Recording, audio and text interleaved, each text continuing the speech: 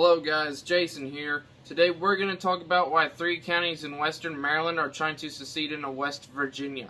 Let's begin. So let's talk about the state of Maryland first.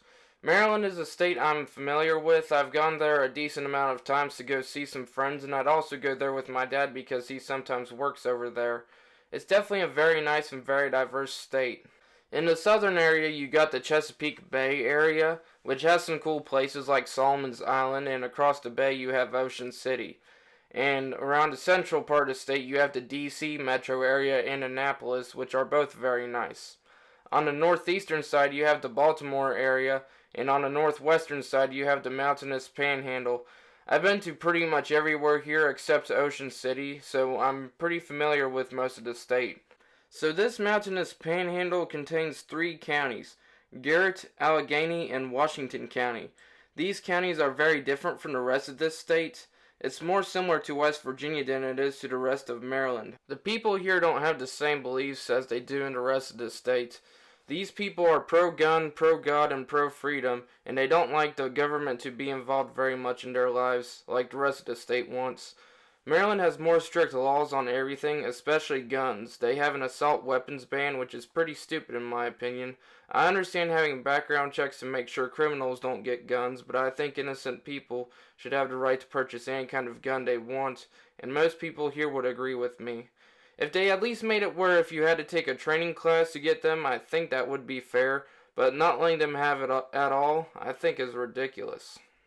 They also don't like to pay very high taxes that doesn't really benefit their part of the state, and their incomes can't really keep up with the rest of the state. That's why these counties here are in poverty compared to everywhere else in the state. Here's a map of the annual income in each county. As you see, it's nowhere near the rest of the state.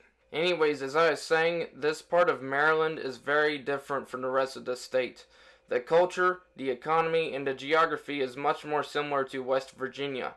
Who knows if these 3 counties will be able to make this official or not. The West Virginia governor said he would be glad to accept them into the state of West Virginia, so that side is willing to do their part to make this happen. Thank you, sir. West Virginia officials are warmly welcoming an offer from 3 western Maryland counties to join the Mountain State. Maryland delegates and senators who represent Garrett, Allegheny, and Washington counties want to secede to West Virginia. Those counties border the eastern Panhandle. Western Maryland lawmakers believe their interests are not being well represented at the state capitol in Annapolis. Today, Governor Jim Justice said he'd welcome them with open arms. You would absolutely see greatness going on all around you. In other words, what you would see is job opportunity like crazy with the chance to live in paradise. And I mean it. I mean it. Governor Justice says he will move full steam ahead on this proposal, eventually calling a special session of the West Virginia legislature to pass a resolution in support of annexation of those 3 Maryland counties. Governor Justice says West Virginia's historically low unemployment and continued highway construction are indications of an economic comeback in which the western Maryland counties could share.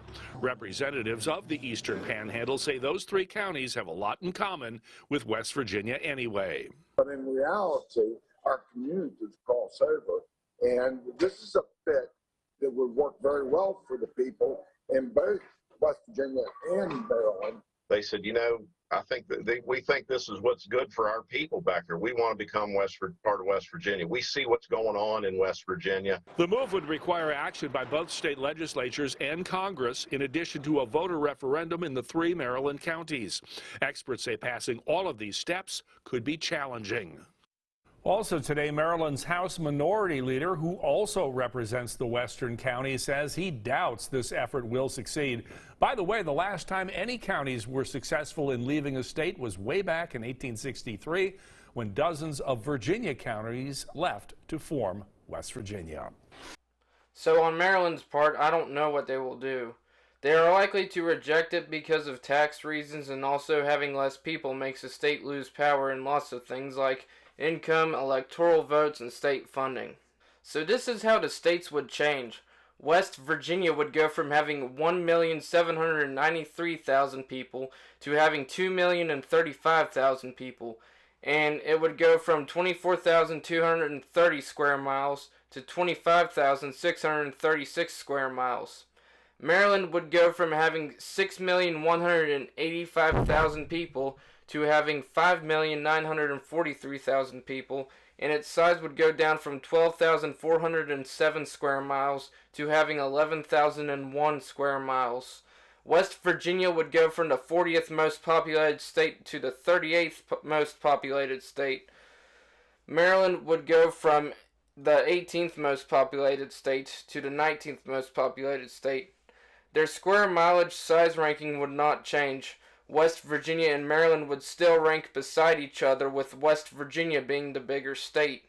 So this would benefit the counties that would be seceding and also the state of West Virginia.